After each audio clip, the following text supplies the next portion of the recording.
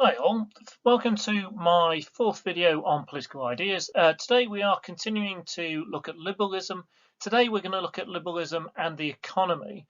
Now this is something of a movable feast, as liberal ideas are on the economy have changed over time.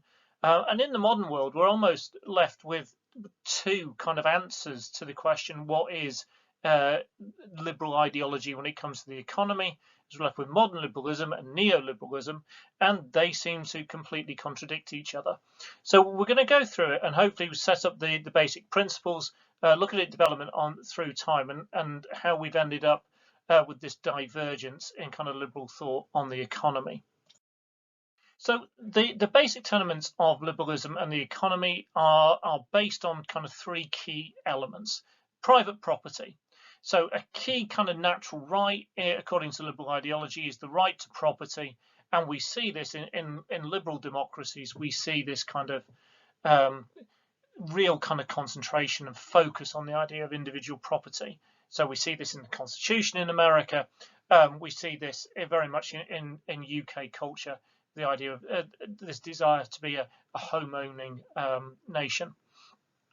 Now, the second one is about individualism or individualistic approach. So you will see in economic liberalism, you'll see traders competing, but also cooperating, and they will develop products, bring them to market, generate work, economic growth, and competition will drive innovation and improvement. It's in the best interest of the traders to get the people what they want. They will compete to do it. They'll work in ways to bring out supply chains and things like that. It will lead to innovation, it will lead to improvement, and essentially that will benefit everybody. And that's our final principle, this idea of benefit for all. Because what competition does is it drives down prices and it creates opportunity to generate wealth. Right. So, key economic thinker in terms of liberalism is a guy called Adam Smith. He wrote The Wealth of Nations in 1776. And he argued that market forces would always make the economy as a whole and individual people within it better off. And he talks about the market having these invisible hands, a bit like I've got at the moment, invisible hands. So what these invisible hands was they would work on the economy, and if any of you do in economics, you'll do lots of lovely supply and demand diagrams, and there's an idea is the market finds a perfect price point for everything, the seller's willing to let it go for, and that the buyer's willing to pay. Now, if you remove all barriers within the economy, such as tariffs and protectionism, then the market will drive down prices and promote improvements in productivity and innovation. And then we get something called trickle-down economics, where the wealth made by individuals then kind of trickles down to the rest of society. In the image above me, I've got kind of Adam Smith and Donald Trump kind of facing off, because although you would see Donald Trump as very much a kind of economic liberal in terms of promoting the idea of minimal state intervention in terms of taxation and things like that, he really would be at odds with Smith when it came to things such as tariffs, which Trump has really promoted. So in terms of traditional laissez-faire capitalism, Donald Trump's current government wouldn't really fit with the ideals set out by Adam Smith all the way back in 1776. Right, so another idea was developed a bit later on in the mid-19th century, promoted by a guy called Samuel Smiles, and this is the idea of self-help. Now, what liberalism faced was a bit of a struggle, because the traditional ideas of liberalism worked in a kind of an old traditional society, and with industrialization there was kind of great challenges to this, and it looked like that kind of individual freedom was taken away from groups like factory workers in industrialization. Now, Smiles argued that yes, there was a greater challenge to individual freedom and economic freedom in terms of industrialization, because you were wage earners rather than making your own small businesses or growing your own products or something like that. But he believed that those challenges could be overcome, and the best way to overcome this was by people helping themselves, and this would bring great positives, and they could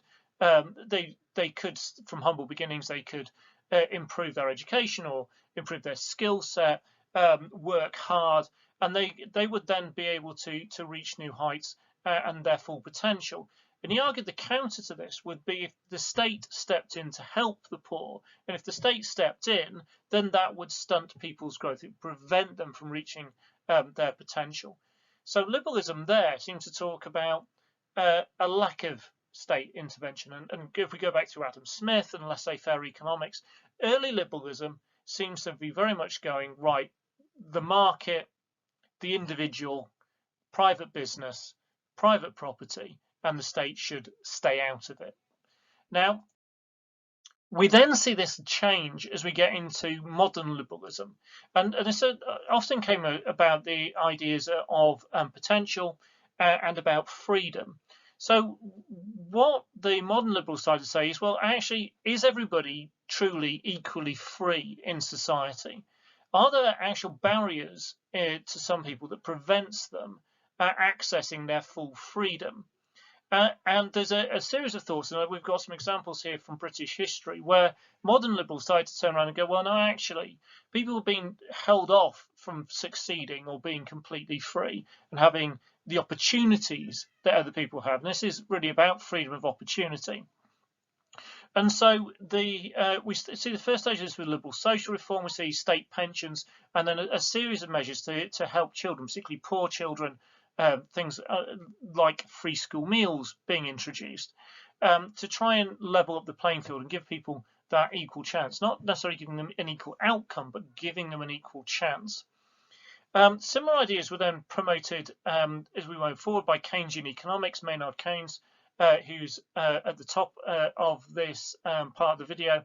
He came up with this idea that really the fundamental thing a government should be trying to do is to ensure there is full employment. There is enough work for everybody. Because a lot of his studies and studies of other people were showing at this point in the early to mid 20th century was that often people were unemployed through no fault of their own. So people wanted to work, people were willing to work, but because of, say, seasonal work in seaside towns or changes in the economy in terms of heavy industry, that people would go through long periods of unemployment, areas would go through periods of really high unemployment, and there was nothing that any of the individuals there had done wrong. It wasn't they were unwilling to work, it's not that they'd done badly when they'd been working. It was something to do with the wider economy. And Keynes said the government should interfere and ensure that there was work, and that would promote freedom and help people reach their potential. This gone then a step further with the Beveridge Report in 1942, and Lord Beveridge, a Liberal lord, whose ideas were then actually put into practice by the Labour government, it talks about the 5 giants. So he talks about want, which essentially is poverty, idleness, which is unemployment, ignorance, which is to do with poor education, squalor, which is to do with poor housing, and disease, which is poor healthcare.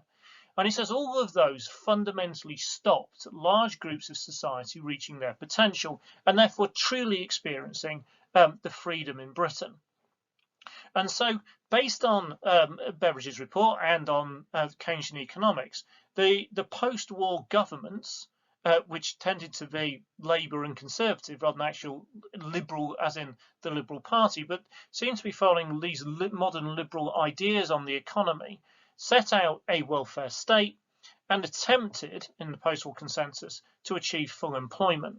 And the idea on that was that it would enable people to reach their potential, and it would lead to greater equality, not complete equality, and we'll look at ideas of equality in more detail when we look at socialism, but it was an idea of opportunity. People would have the opportunity to succeed, and those opportunities had been denied them in the past by poverty and ignorance and poor housing and poor health. So the modern liberals said we should solve these ideas and the state should intervene, which is very different from the classical form of liberalism that said essentially the government should stay out of the economy. Developed further in the 1970s, John Rawls, who's one of our key thinkers, he talked about redistribution of wealth as actually being a liberal principle, because it's based on rational choice. He said, if you take all other considerations out and you ask in terms of, he did this in form of some experiments, you ask people what would they want for the poor in society if they were to create a new society. And they said that, well, we don't want them to be unfairly treated. We'd want to see inequalities reduced compared to how they are now, not completely removed, but reduced. And so he's going, well, liberalism is about rational choice. If I get groups of people and ask them to make rational decisions about the kind of society they would like, then they see one, or they would idealize one, in which the poor are more fairly treated and there is less inequality. So therefore, this is what should happen. He talks about, and others at similar time, talks about the fact that economic success or failure is not always based on merit. Now, liberalism is really big on this idea of meritocracy, and you should succeed based on your merit. But when people looked at the economies, well, actually, economic success or economic failure are not necessarily based on merit still, and so there may be a degree of redistribution wealth would be meant. And since most people would like it, then this would also fit with liberal ideas of consent. So we've seen the liberals move through from ideas of a complete hands-off approach from the government with the economy to a very hands-on approach, not only with terms of a welfare state and basic fundamentals like Beveridge talked about, or trying to get people into work like Keynes talked about. John Rawls is now talking about the basis of redistribution of wealth, which would normally associate with socialism. Right, and then we come full circle, because we've got this other form of liberalism known as neoliberalism. And this really is a return to the ideas of classical liberalism. It's a complete move away from the welfare state as had become established through the 40s, 50s, 60s and 70s in the UK. It's the idea that we should really go back to minimal state intervention, and this is what's best and what's fairest. And this spurred governments such as Thatcher's government into privatisation. Now, neoliberalism, again, is often associated not with liberals, as in liberal parties, but by what we would know as conservatives. So that's conservatives with a big C, as in the Conservative Party. So neoliberalism is associated with Margaret Thatcher and a branch of the Conservative Party. And neoliberalism is also concerned with what we would consider to be the conservatives in America, the Republican Party. So they're very socially conservative, but economically they are neoliberal. Trump maybe less so than some of his predecessors, such as Reagan. But we definitely start to see these two different sides of liberalism in terms of economic policy, on the economic ideas that have emerged. So we've got kind of modern liberalism, and a lot of its ideas, such as those by Beveridge, have been adopted by parties such as the Labour Party, and to an extent the Conservative Party. And then we've got neoliberal ideas, which are a return of the classical liberal ideas, going back to the likes of Adam Smith, and they've been adopted again by parties like the Republican Party and the Conservative Party. Now, neither of these parties would normally be what you would consider to be liberal in other forms. Right, so I hope that's helpful. Again, don't forget to like, to comment and to subscribe. I'm also going to insert some polls in, so have a look at for the little eye and click on that. Right, thank you very much for watching.